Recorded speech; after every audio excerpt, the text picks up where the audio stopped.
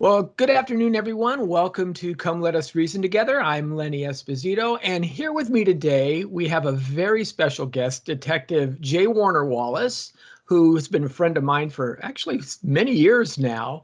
And I'm really excited because tonight we're going to be talking about his brand new book, Person of Interest. Yeah. And I had a chance to go through the book. Jim's wonderful as a writer. He is, as they're even billing on the cover of the novel, that this is America's foremost cold case detective.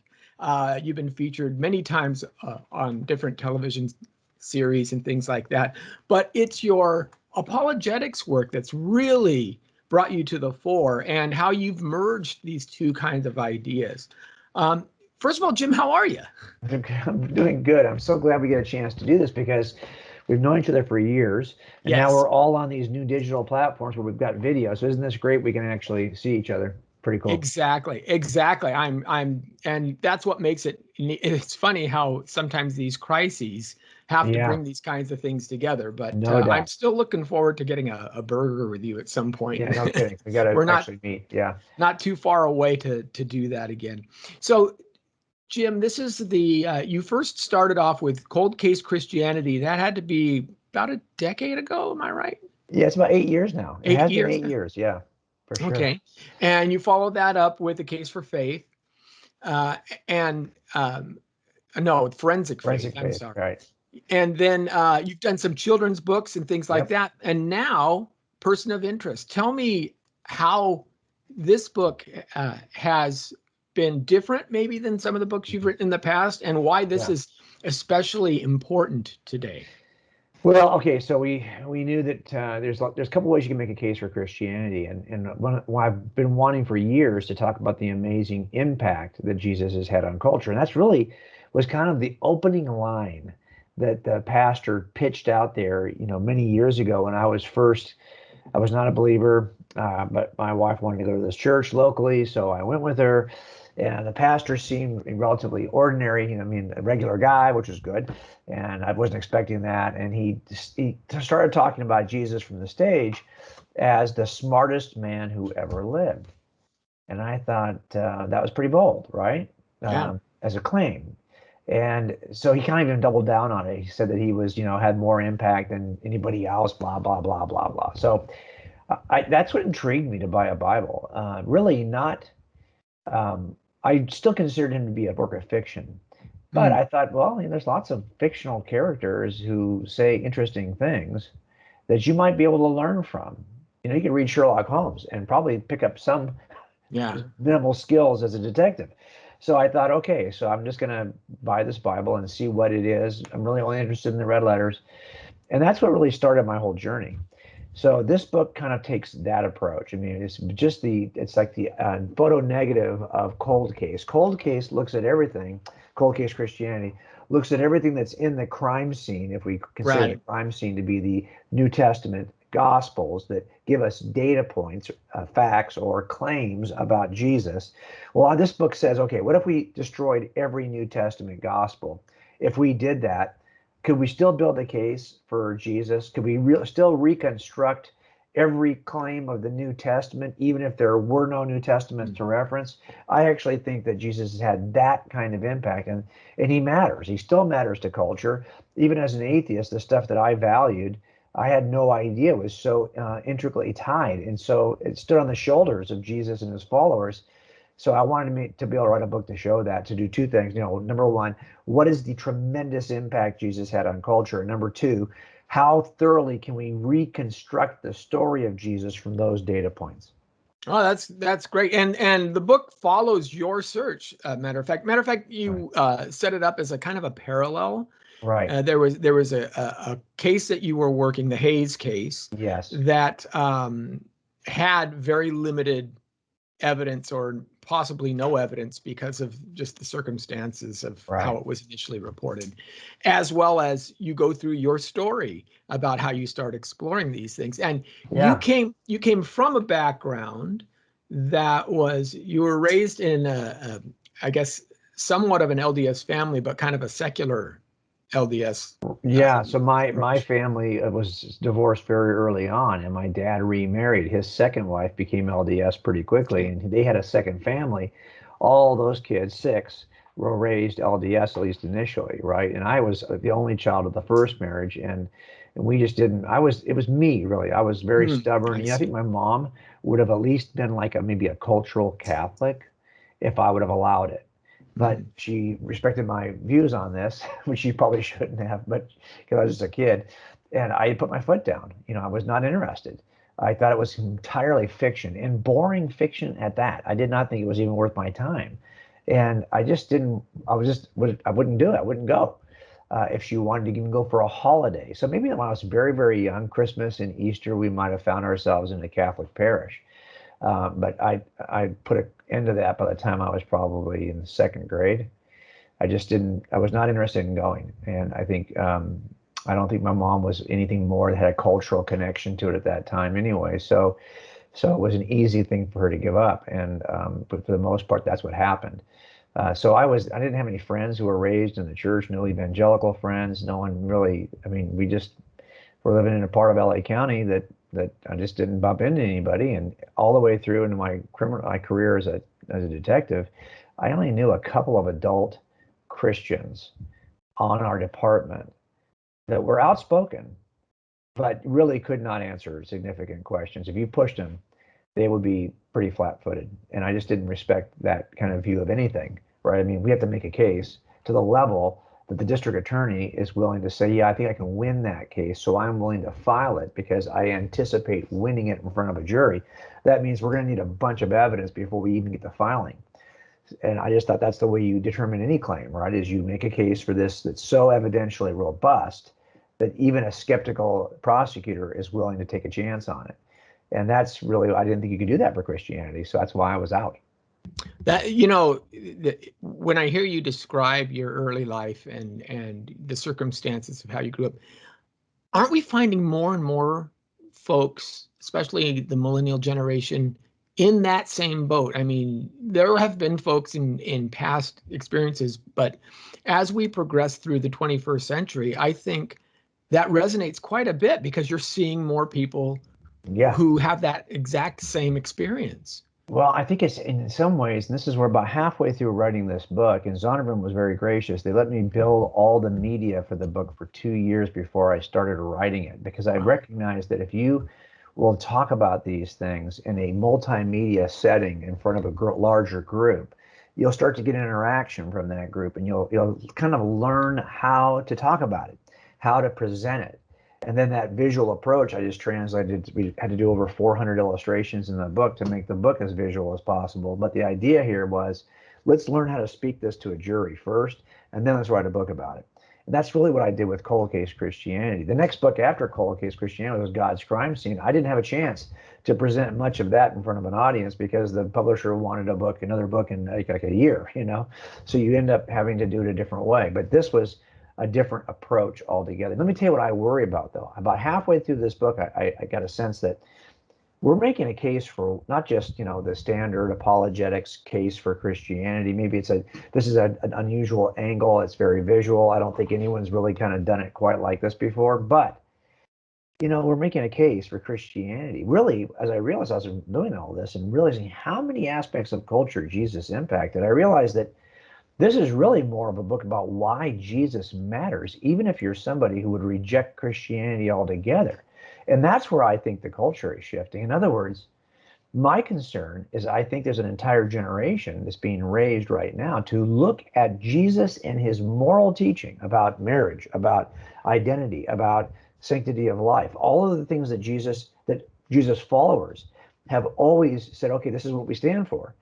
Well, it turns out that those have all been rejected by the culture. They've been thrown under the bus. And as Jesus becomes seen as the source for that moral teaching, get ready. Jesus is going under the bus too. And so what I wanted to be able to do is to write a book that demonstrates that the beauty of the things that you respect as an atheist or as anybody are really standing on the shoulders of the common era inaugurated by somebody, unlikely somebody, who then had deep inroad impact into all those surprising areas of culture that you might not have thought about. And so I wanted to show that the beauty of the Christian worldview as it's expressed, a lot of stuff that you really, like I found as an atheist, was going to be literature, visual arts. I was an artist before I became a detective. I've got a bachelor's degree in design and a master's degree in architecture. So those are the things I respected. So it would have been literature, visual arts, music, education, science. Those are the things that I would have said as an atheist are of high value. Well, it turns out that you experience those five things the way you experience them because of Jesus and his followers. We'd be in a very different place if not for Jesus and his followers in those five areas. And so I wanted to be able to show that and then reconstruct the story of Jesus from the fingerprints that you find in those five categories. Yeah, and I'm seeing more and more of that because obviously in our day to day, as we lose the foundation, the foundation of Christianity and the Christian worldview, what happens is the edifices can stand for a little while, Yeah. but not forever, and they're starting to crumble. Yeah. And Agreed. you can't have, for example, you can't have a society without some sense of collective identity. If everybody's an individual, then what makes a society? Nothing, because everyone's Right. marching to their own drummer. So Right. that's becoming more and more clear. People don't realize what they're giving up. It's, in one sense, Nietzsche was right, because if God is dead, that you don't realize how terrifying that is. Well, I mean, And think about that for a second. If I have some device like I have this little device, right, and you're looking at it and you're thinking, well, what is this? Well, if you didn't know what it was, but you did know that there was a manufacturer's mark on the side of this brass piece of it, and I could Google that manufacturer and then I find, oh, okay, this is a plunger this helps clean your handgun, right? This is that cleans the barrel of a pistol. Okay, well, now I get a sense. Okay, well, I know what it is. Well, why? Because once you consult, the one person who probably knows what this is more than anyone else, or to a higher degree, is the manufacturer. So if I can go back to the manufacturer, I can learn its purpose. Well, we're about to tell we've been telling it for a while, an entire generation of young people, of humans, that you don't really have a manufacturer you can consult for your purpose. Now, if right, Christianity is true, you can discover your purpose. It's not whatever you make it, because you're not the manufacturer. You go back to the manufacturer to discover the purpose of objects that you're trying to test for purpose. And that's one of the things I think we're losing, is that we have a sense that really whatever values I hold and whatever purpose I want to live, that is a noble purpose. And that kind of chaos has never worked in the past. right. You will find that the history of humans usually involves some transcendent authority that each society has embraced.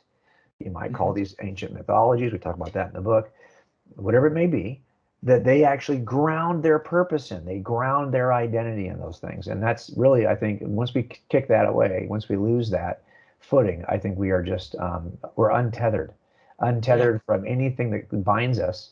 And we're untethered from reality in a way that is not helpful. yeah, yeah. I completely agree, and that again, that's what I'm seeing as well. That's some of the areas Yeah. that I'm exploring, Yeah. also because it is deeply concerning. People don't know how much they give up. It's what I call the conceit of affluence. We have it Mm. so easy. We don't have to struggle, and because we don't have to struggle, we think we're completely self-capable, and Yeah. that's really an illusion, because it just takes one major disaster to undermine that. Then all of a sudden the churches Right. are full again. Well, and But look at what's happening in Afghanistan right now. We've exactly. got an entire culture of people who feel like there's no solid footing. There's no, they're not safe. The world that they knew has been turned upside down. It's happened many times there. Well, look, we even experienced on a very, very, very small level something similar to that when we had food shortages and all the other things that happened in 2020. You get a sense that, wow, the things that you've been taking for granted that will always be there and provide you with comfort and security could very easily fall apart. I'm sure Right. people felt this way in the Great Depression, right? Where, it's 2 months in, like, where did our affluence go? Where did our security go? We've put Mhm. our security and our identity in things that don't matter. And when those are gone, you're right, you'll have a temporary surge towards some form of spirituality for sure. And what I wanted to show is that there's a reason why our calendar breaks when it does. There's a reason why the Common Era started when it did. You know, it didn't start in what we now call the 4th century BC. It started in that 1st century of the Common Era. It started right then for a reason. And it's not, and I think it's a very, very unlikely reason. Of all the people, I don't know if you ever thought of it this way, but I went back and did research on all the people who lived at the same time as Jesus. If you didn't know anything about, Jesus, but you did know that the calendar starts to break right there. It's now the Common Era starts right there. Well, then you might start looking for events or for people, historical figures, that you could actually say, well, yeah, this is probably the person who initiated this, or this is probably the reason why we break it this way. And I'll tell you that if you did that all over the globe, don't limit yourself to Western figures or to Sure. any region around the Mediterranean. Look at every living person, every leader from any empire, from as far east as you can go, all the way to South America. You will find that there's nobody collectively, all of those people from the 1st century had zero, relative to Jesus anyway, had very little impact on history. And most of those names, I will list them for you. I just did a search online. You can do a search online. Prominent top historical figures from the 1st century. Just make that list for yourself, and you'll see that you don't know any of those people. And the one person who changes everything is Jesus of Nazareth. This didn't happen at the initiation of Buddhism. It didn't happen at the initiation of Hinduism. It didn't happen at the initiation of of the existence of Zoroaster. It didn't happen again when Islam was founded. It happens at one time when similar leaders of religious movements did not have that kind of impact. And I think there's a reason for that. And I think that's one of the reasons why we wanted to write this book, is to kind of show people how unlikely that was, and how there's actually an aspect of that unlikely impact that is related to the deity of Christ. And so we want to be able to make a case for Jesus' deity in a way that most people wouldn't probably think of it. Yeah, and you do. Each chapter is kind of laid out with one aspect in mind.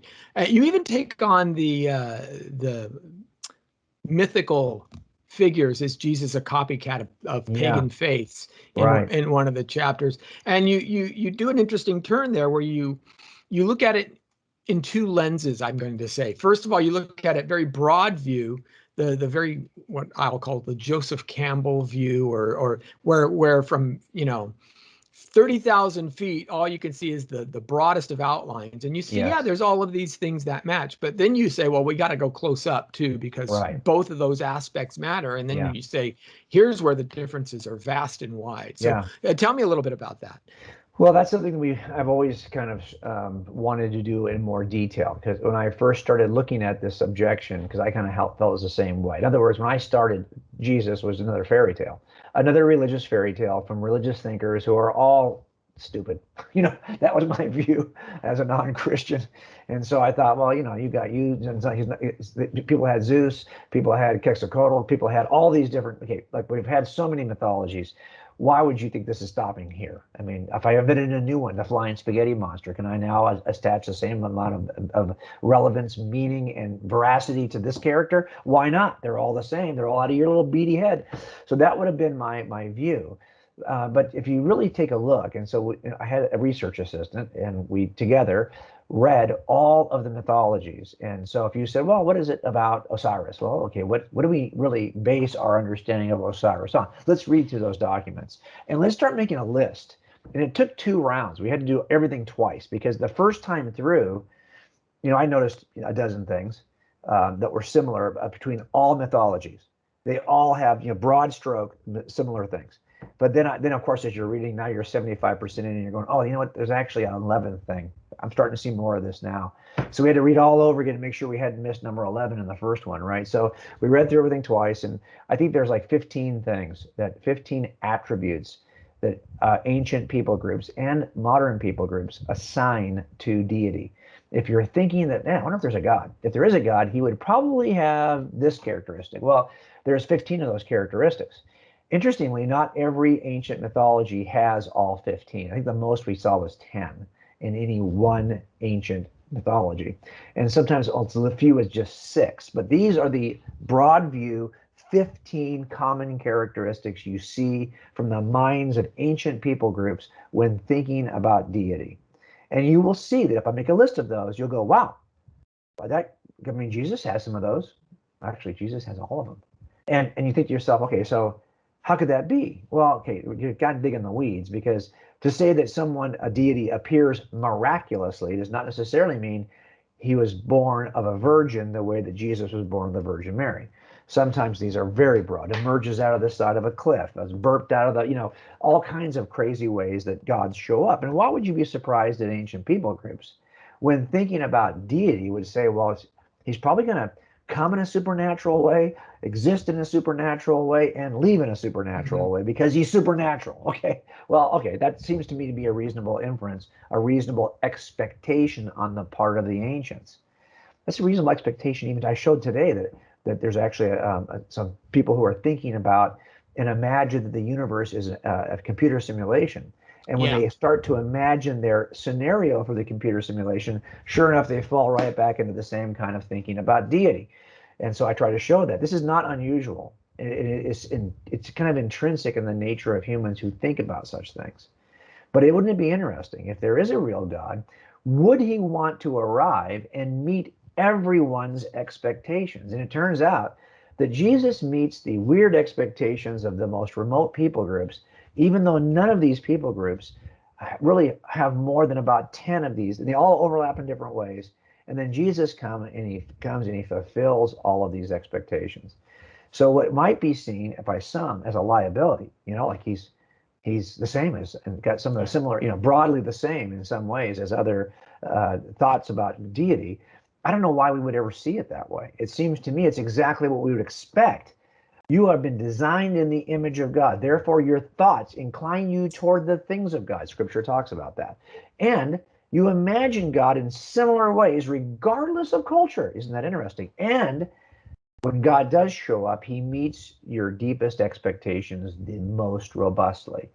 So this is why C.S. Lewis refers to this as the true myth, right? Not the myth that comes from the mind of ancient people group who are pressing into service their philosophies and their poetry skills and all of that, but the true myth that describes the way things truly are, come from the mind of God.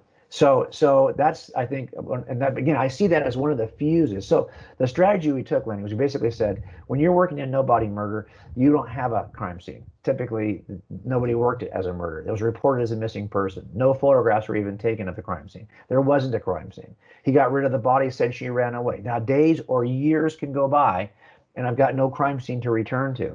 So how do you make a case like that in front of a jury? Well, on the day of the murder, big bomb went off. Someone lost their temper. Something bad happened. But every bomb is preceded by a fuse that burns up to the point of the explosion. And then there's fallout all over the place from the bomb that's exploded. We make these kinds of cases, and I was just talking to the DA. I'm working on another case right now that's in trial right now. And we've been talking about this fuse and fallout approach. We make a case based on the fuse and the fallout. So we're doing the same thing with Jesus. What is it about the fuse of history leading up to Jesus and the fallout of history afterwards that demonstrates what happened in the first century with Jesus? Even if I was not willing to read the Gospels at all, I would still know from an empty crime scene what happened based on the fuse and the fallout. And so part of that fuse is mythology. And we talked about that. That's one of the three aspects of the fuse that's burning up to the appearance of Jesus.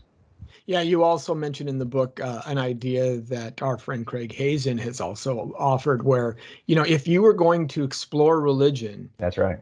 You want to start with Christianity because Jesus is pointed to across different faith traditions, and you just don't find that anywhere else. It's like he was so magnetic. His call, his purpose, and his life was so unique that everybody wants a piece of him. So why not start with the faith that has him right at the center?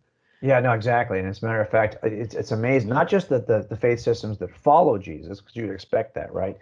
But the faith systems that preceded Jesus, if they made it into the common era, even if only for a couple hundred years, once they got into the common era, they had to contend with Jesus of Nazareth. And they started to kind of merge in or mention him or maybe modify their religious practices so they start to mirror what Christians were doing in the first century. All of that demonstrates the deep kind of abiding impact of Jesus. And meanwhile, Jesus says, no, sorry, there's no room for you over here. Yeah. Sorry, Buddha, there's no room for you here. There's no room for Indra. There's no room for Attis and Heracles. There's just no room for all you guys, because over here, I'm going to tell you, I am the only way to the Father. That's so interesting. Everyone wants to hat tip Jesus. Jesus doesn't hat tip anybody. And that's just, I think, either utter arrogance and exclusivity, or what happens when you bump up against the truth. Right. You always need to have a piece of it, so to speak, Yeah. Yeah. in order to make yourself look Yeah. viable. And you also talk about the, pseudographical writings of the New Testament in a Yes. Oh, similar way. absolutely. Why do those all bear the marks or the names, the forged names of the apostles? Well, it's easy, because you need to have apostolic authority to claim any credibility. And so you have a Right. 200, AD 200 document claiming to be from Judas, or from, Right. he's like, Right. wow, either he's really, really old Yeah. or somebody forged this. And one of these things too is I knew that when we were going to do this book that you really were going to have to see it, right? Like you have to Mhm. see it and see the robust nature. This is the nature of cumulative cases to begin with. So when we do a cumulative case in front of a jury, we could, I suppose, just make a list and maybe put that in PowerPoint. Here's the 50 things that demonstrate that he's our guy. But I've always seen that when you can see it visually, the collection of all the evidence stacked in piles around our suspect, you go, wow, that's a lot of stuff. That's what we tried to do in this book, is to not just create a bunch of lists. So like, here's all the data. No, we want this to be, one thing we learn from doing kids books is that we learn that if we can tell a story, a mystery, that'll keep kids turning the page. And then once we're in that mystery, if we can analogize it or make it analogous to the case for Jesus or the case for whatever, the case for God, well, then they'll see the connection, the logical connection. If this is true over here, this is why this is true over there. So we're building these cases by walking you through a real mystery, and this is what we're trying to do here. We're tracing one case and showing you how you're going to solve that missing body murder. And then we're also looking at the case for Jesus. So what we try to do is and a lot of people will ask me, like, what is your personal story? And I've said this so many times, I'm not interested in telling my personal story typically. I'm not a big guy on personal testimony. It's because I was raised as an atheist around a bunch of people who were Mormons who would tell you their personal testimony in a hot second, but I didn't think that made Mormonism true. So I'm not inclined to think it makes Christianity true. But people will always ask me, well, what is your story? And I always say, I'll be honest, my story doesn't matter. And your story doesn't matter either. Sorry. What matters is whether or not this is true evidentially. And then we can talk about a story. But in this book is really the first time I've tried to walk a little bit through the journey that I was on with Susie, to kind of cover a little bit of that, because I know that people want to know, and I understand it, but it's sometimes boring when you say, well, here's my journey. My personal testimony is that I examined the evidence. It's such a boring testimony. I used to think when I was a new believer that when you hear someone say, well, I was a drug addict for 30 years and then God appeared to me this way and spoke to me through this event, and then my whole life changed and the power of God was so evident in my life. Like, I don't have that kind of testimony. That's just not my story. My story is really in this book. It's okay. I got to a place where I finally, the barriers were down. Like, I had to remove all of that barbed wire that I had constructed and put up for years, or just maybe I was how it started for me. And then once all that stuff had been pulled down, well, then God does what God does. And I think that that's probably what we are doing more than anything else. We are defending, and we are making a case for. There's no doubt about that.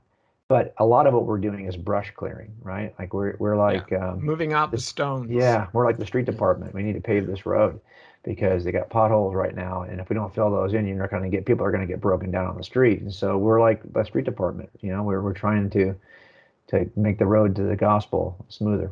Right, right.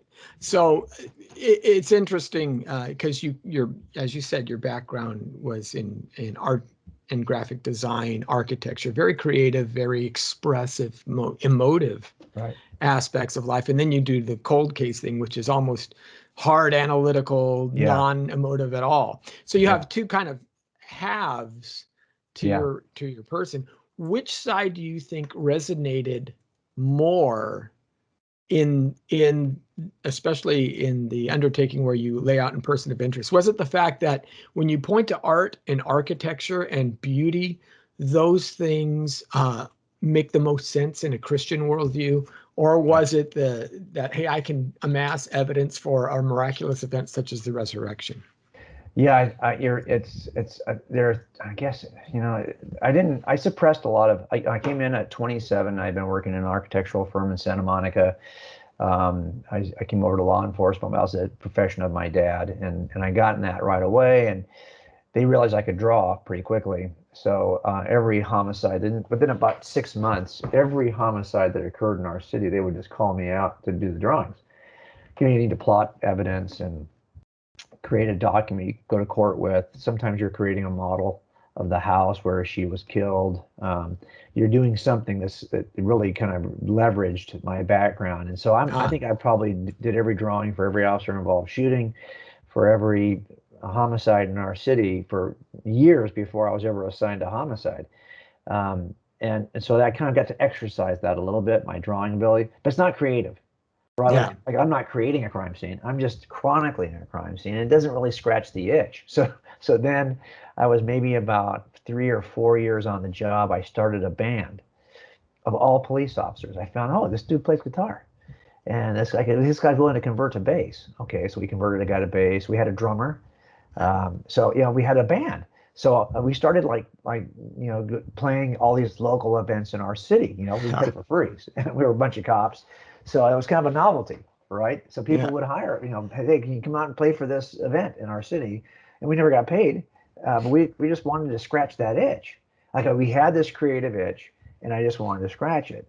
Well, then when I started working homicides, I realized that where we're going to do this. We're going to do this in the way we conceptually think about cases. So like a fuse and fallout kind of a perspective is visual. And I know that ultimately I'm going to have to do this visually in front of a jury. Well, now that visual approach starts to structure the way I do an investigation, because now I'm thinking, well, I'm actually investigating the fuse right now. I'm investigating the fallout. So in other words, this creative approach to presenting the case starts to order the way you're investigating the case. And it changes things. And so that's when I started to exercise like more of a creative approach to working cases and investigating cases. And then ultimately, of course, you're going to put these on in front of a jury. And there's a guy right now, he's in trial on the Robert Durst case. His name is John Lewin, and he's been my best friend in this profession for years. And I think my first homicide was a two suspect homicide, was his second homicide trial. We started, years and years ago, and we kind of came up in the system together. And he always wanted to be involved in decision making on the investigative side. Well, I said, okay, that's fine, as long as I can get involved in the decision making on the prosecution side, how we're going to present this. So that relationship between the two of us allowed me to scratch that itch. That itch of, hey, how are we going to present this to a jury?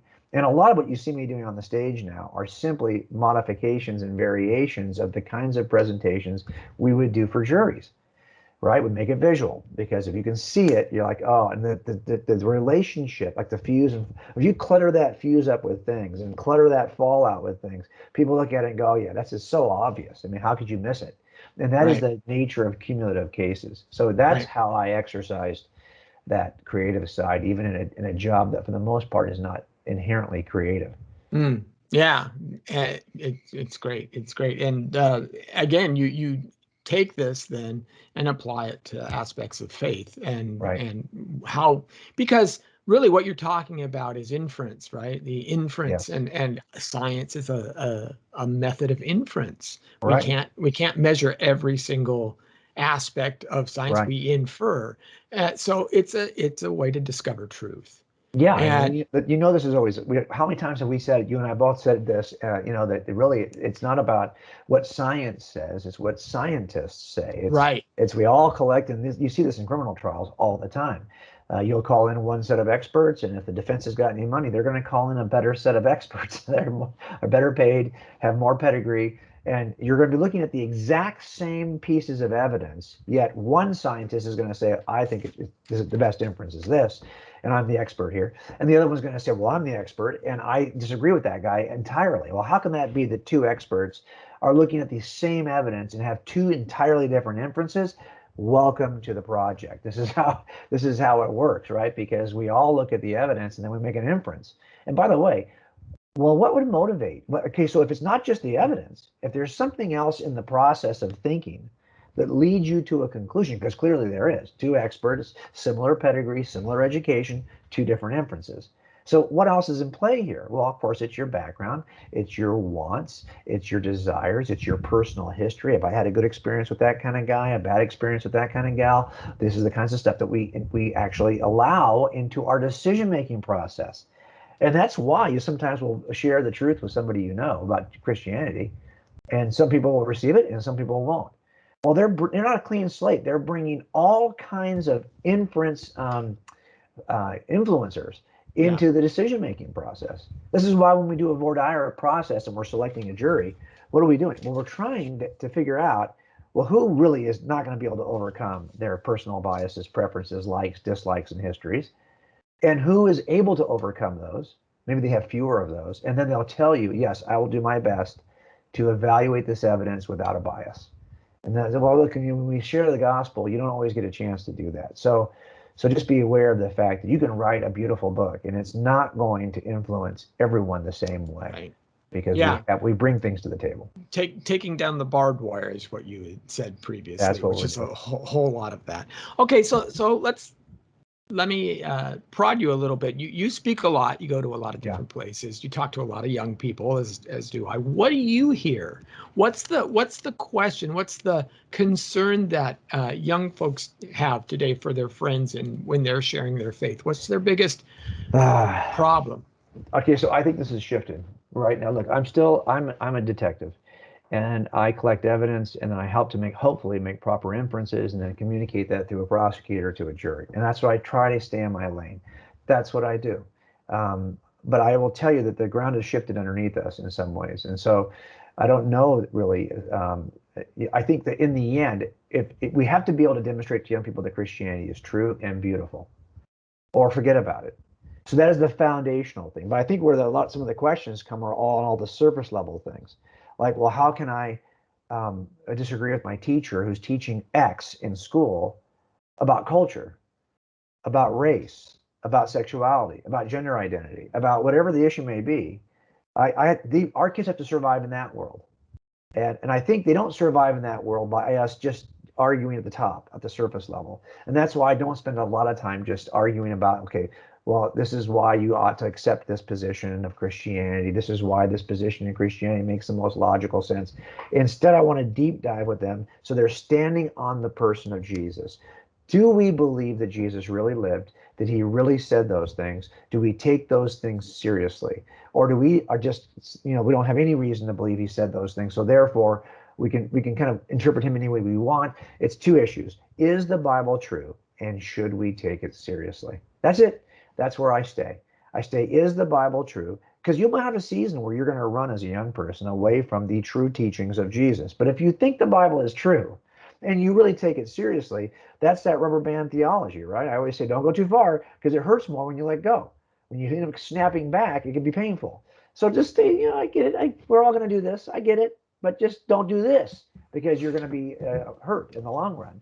And so that's why I think really the biggest challenges are on the clickbait Twitter stuff that has to do with gender identity, sexuality, race, identity as far as racial identity, even like how do we identify? Are we in the image of Christ, in the image of God, and therefore we are a family of and skin color doesn't matter, or are we really just evolved to certain levels and now we have to kind of accept how we make the case for why we ought to be good to each other matters.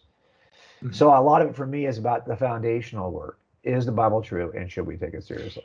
It's interesting, and I've mentioned this before, is that how usually Christians are fine in their faith, again, as everything's going well, but usually then there's a crisis. Something bad happens. And I'm not saying people give up their faith right away. They don't.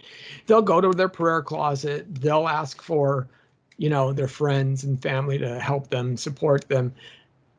And then things get worse, not Yeah. better. And Yeah. it's at that point where people start saying, well, maybe I've just believed a lie. Maybe the atheists are right. I mean, I'm praying and it got worse. And I told the story that I was in that situation. We were having our third child, and my wife had to go into emergency surgery because it was life-threatening. And sitting there in a darkened LDR room that's now empty, as she's in an ICU and the baby's 3 pounds, and you're just what just happened here, right? Yeah. And all I remember was sitting there going, okay, God, I have no idea what's going on right now, but two things I know.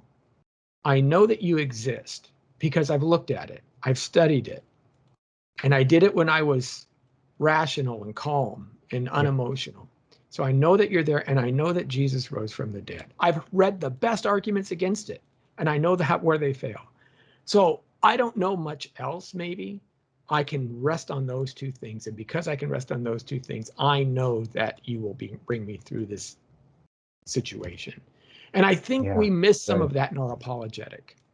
It's Yeah. Good. important to run. And then you, as you say, you bring up, it's truth, beauty, and goodness. Yeah. And we don't talk enough about beauty I know. and why beauty is actually objectively, things can be objectively beautiful Right. in our apologetic, and we don't even talk about that. And that's another point and people would usually, wow, beauty's in the eye of the beholder. I said, oh Right. yeah, have you ever sat on the edge of the Grand Canyon during a sunset? There's not a soul who's ever lived that would say, oh, that's ugly, oh, that's Yeah. horrible, right? They may say, I'm not really in the frame of mind to Yeah. appreciate it.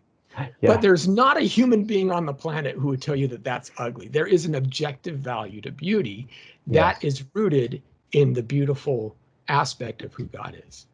Yeah, not yeah. So true, and I think we don't do a lot about trying to make an argument from beauty. And I don't want to make it an argument even. I just think that in the end, what we see as beautiful, what we decide is it's okay. Forget about visual beauty for a second. Mhm. What characteristics, what moral characteristics would we call beautiful and attractive? I don't think many people would argue against selflessness. Yeah. Selflessness is always a high virtue, regardless of where you're coming from, even if you're not a believer in God.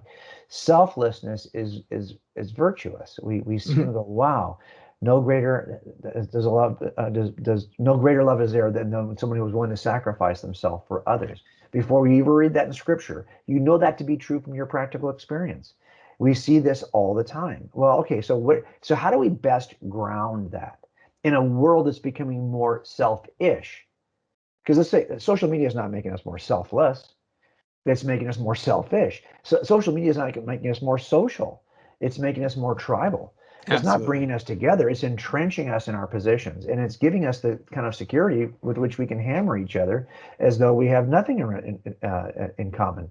Because let's face it, I can hide behind my social media platform and say whatever I want, right? I don't have to have my Yeah. picture on there if I don't want. This is Yeah. It's not helping us. This is not beautiful. And I think people though are going to respond to beauty, but it's not necessarily what we think it is. Yes, we need to be able to make a case for visual beauty, yeah. right? For beautiful visual things. But I think the case for beautiful moral structure is actually even easier to make because we have a sense that selflessness and is personified in the person of Jesus. I mean, I think you could argue though one of the reasons why he has the kind of impact he has is that it's that each one of these people in the sciences and education and the arts and music, even in world religions, resonates with the selfless nature of Jesus of Nazareth and has allowed that selfless nature to inspire them to do something they wouldn't have otherwise done. And I think that's one of the things we can point to that unifies us. And again, it's not about necessarily, and I do have a chapter on the visual arts, but it's not always about that. It's just about a certain innate beauty of Jesus in his life, you know? You're right. I think and moral the moral shift that happened because if you look at societies are by nature Hmm. honor shame in there. Yeah. You either conform to the conscripts of the appropriate authorities within popular culture, whatever those may be, Yep. or you are shamed. And we see the fallout from honor shame. It's even if, we see Islamic cultures where Yeah. women are considered shaming their family. And so mercy killings come out because a Right. woman married a Christian or something like that. That's an honor shame culture. Christianity breeds a guilt innocence culture where each individual is responsible for his or her own actions, and your children are not held accountable because of the actions of you. You don't bring shame upon them in the same way. Yeah. And what concerns me again is, as you say, the ground is shifting under our feet. We're going back to this honor shame culture. You see it online, the whole cancel culture idea, Yeah. and people decry that, but a lot of people don't understand how to get back. Matter of fact, love is a great word because it's so abused. In the Bible, I see love is selflessness. I mean, Yeah.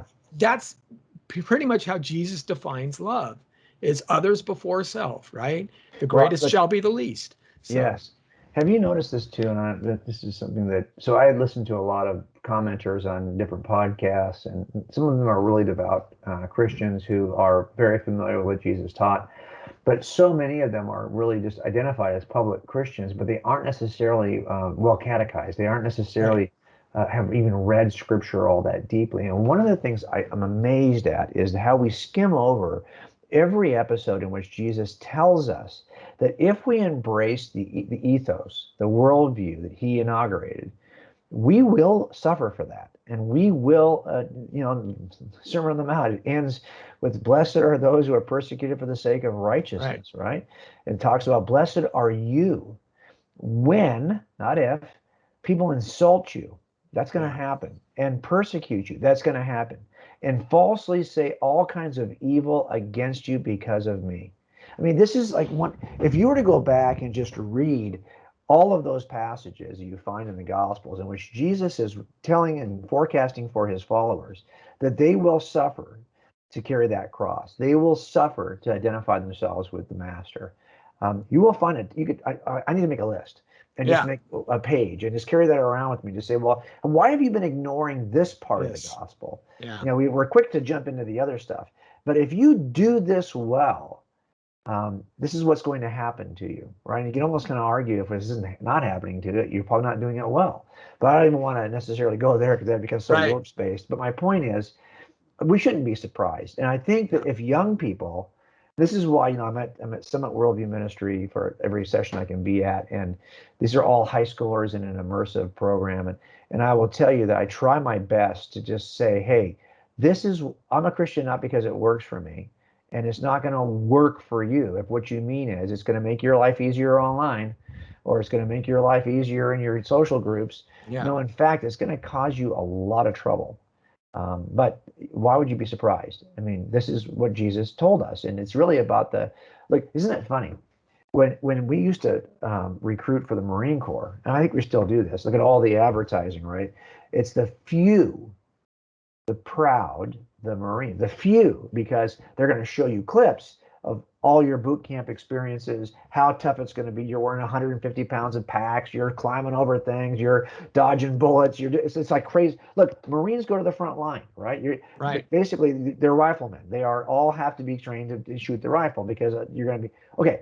So we've said there's something that's so noble about doing this hard thing that if you think you're cut for it, to be one of the few and we see that as a selling point.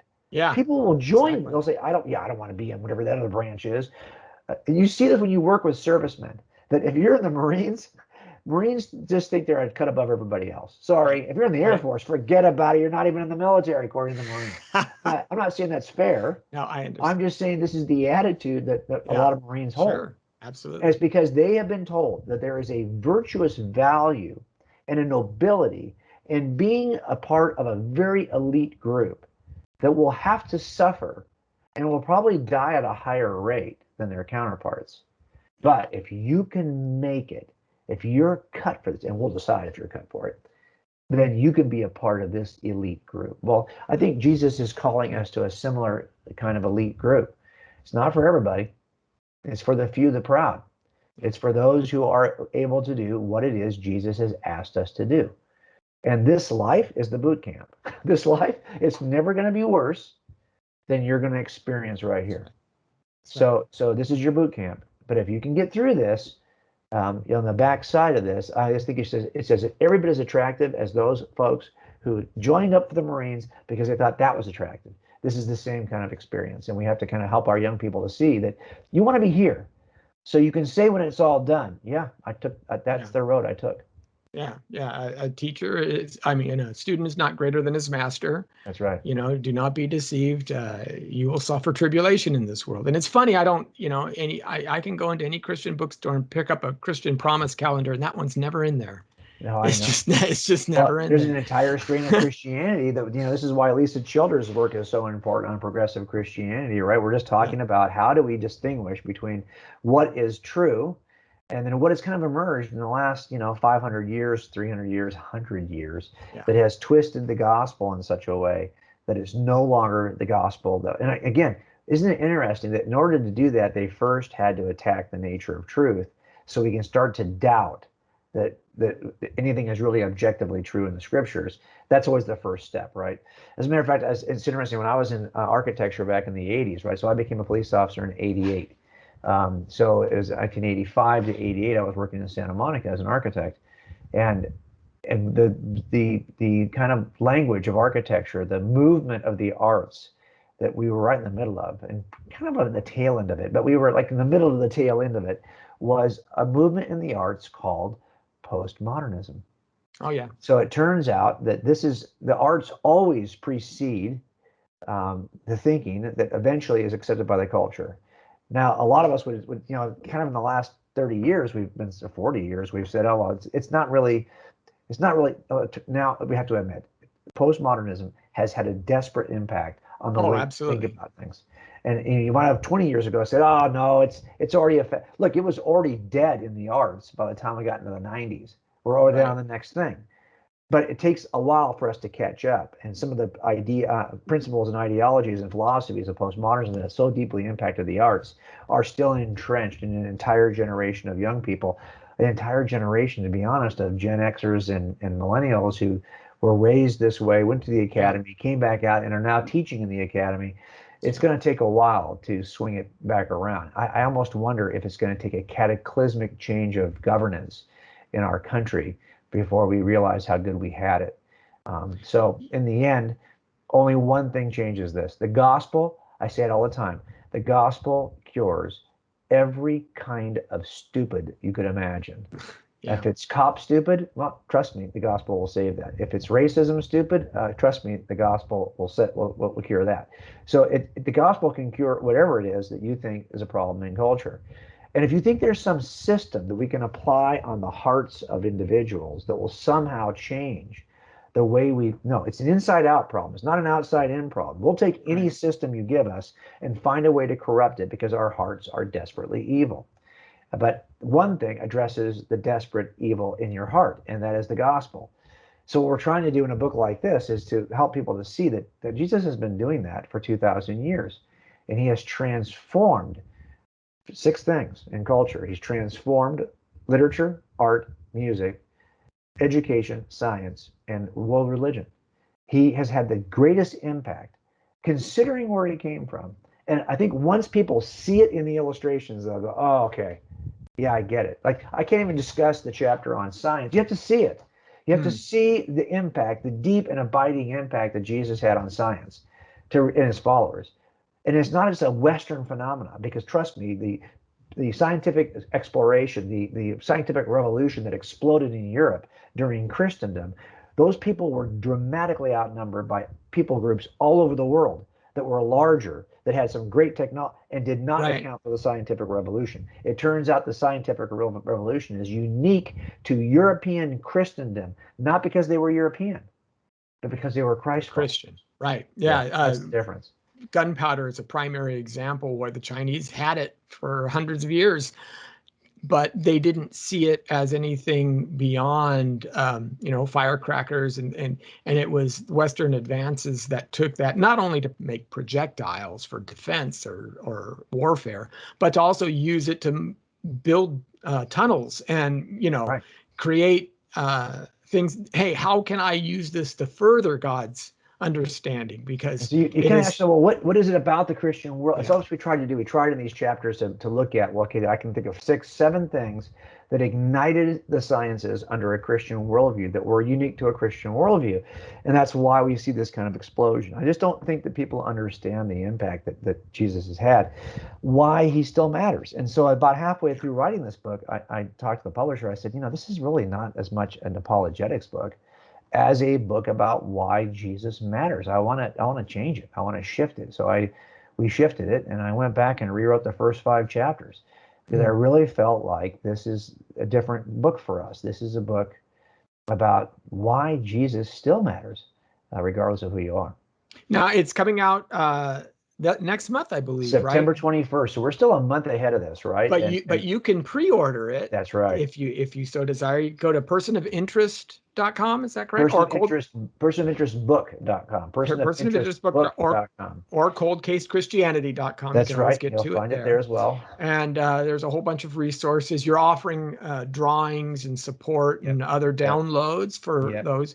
And there'll be an audio version. The audio version we just finished recording.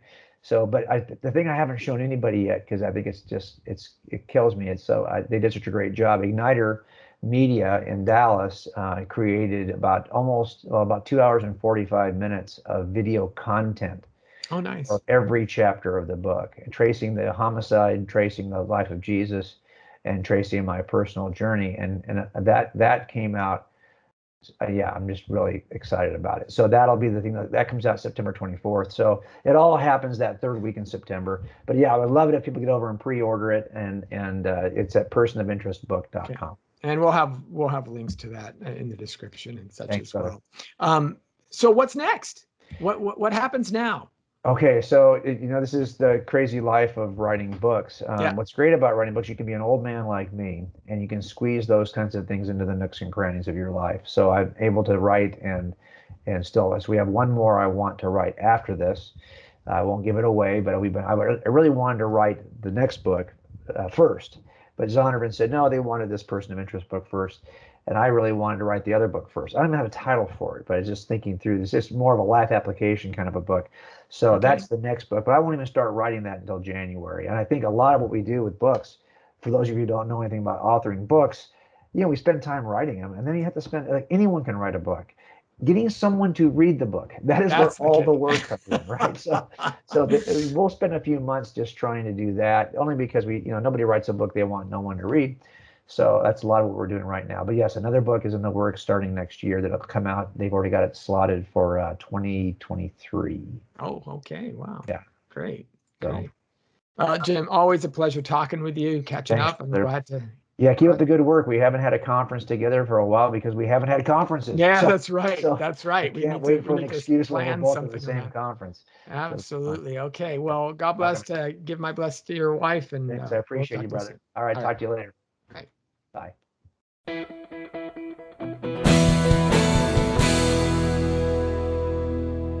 Thank you for watching this Come Reason video. I hope you enjoyed it. If you'd like to see more videos like these, consider subscribing to our Come Reason YouTube channel by clicking on the subscribe button. And you can follow us on social media. Lastly, if you'd like to help keep these kinds of videos free, consider providing a donation by clicking on the donation button beside me. Thank you.